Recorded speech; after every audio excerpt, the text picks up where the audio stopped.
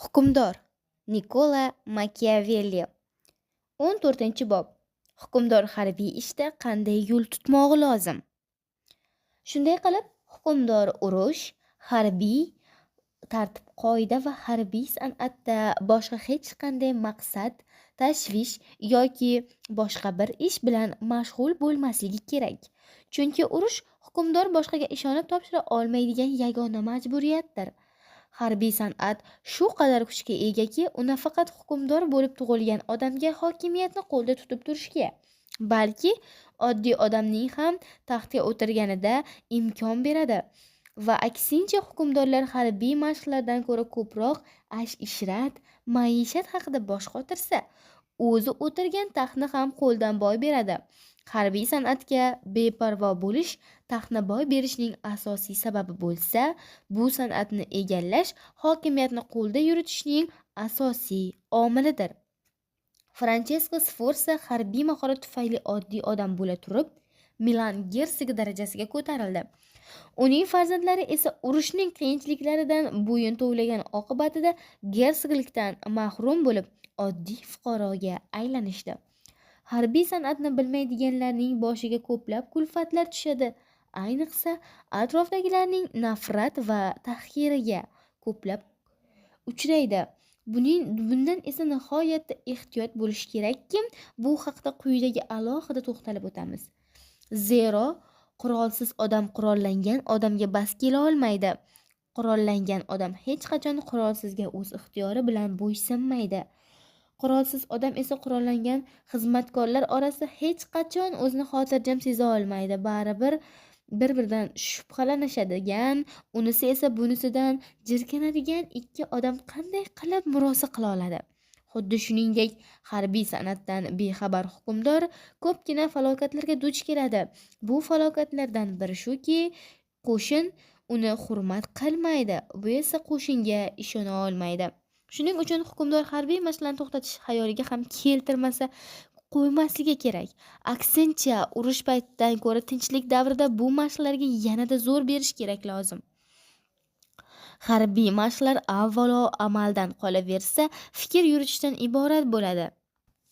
Amal deganda hukmdor qo'shindagi tartib, intizom va harbiy mashqlarni nazorat qilib turishgina emas, balki o'zi ham tez-tez ovga chiqib turishi, tanasini chiniqtirishi, joylarini o'rganishi, ya'ni qayerda qanday tepaliklar borligi, vodiylar, daralar qayerda olib chiqishi, tekisliklarning qanchalik kengligi, daryo va botqoqliklarning holati kabilarni bilib yurishi lozim.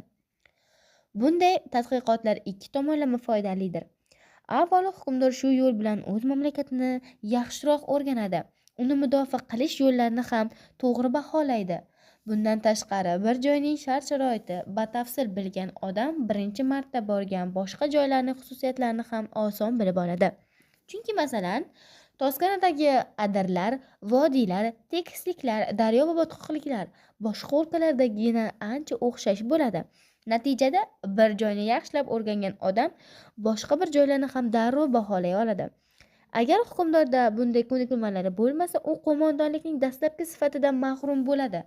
Chunki aynan mana shu xislat tufayli dushman turgan joyni aniqlash, qarorgoh qurish, dushmanga yaqinlashish, jangga kirishish va qal'alarni qamal qilish kabi ustunliklarga ega bo'lish mumkin. Qadimgi dunyo mualliflari Axeya ittifoqi rahbari Filopomenni oshirib-toshirib maqtash davomida uning tinchlik davrida ham harbiy mashqdan boshqa narsa haqida o'ylamasligini ham madh qilishadi. Do'stlari bilan shahar tashqarisiga chiqsa ham tez-tez to'xtab, ularga shunday savollar berar ekan. Dushman ana bu tepalikni egallasa, bizning qo'shin esa mana shu tepalikda tursa, ustunlik kim tomonida bo'ladi? Harbiy tartibni saqlagan holda bunday sharoitda qanday qilib hujumga o'tish mumkin? Agar chekinishga majbur bo'lsak, qanday chekinish kerak? Agar dushman qocha boshlasa, unga qanday ta'qib qilish kerak? Shu tariqa u yurgan yo'lda urushda paydo bo'ladigan turli vaziyatlarni aytib savol berar, do'stlaridan fikrini tinglagandan keyin esa o'z fikrlarini aytib, ularni asoslab berardi. Mana shunday doimiy mashg'ulotlar tufayli u shunday darajaga yetgandiki, jang paytidagi har qanday tasodif ham uni dog'da qoldira olmas edi.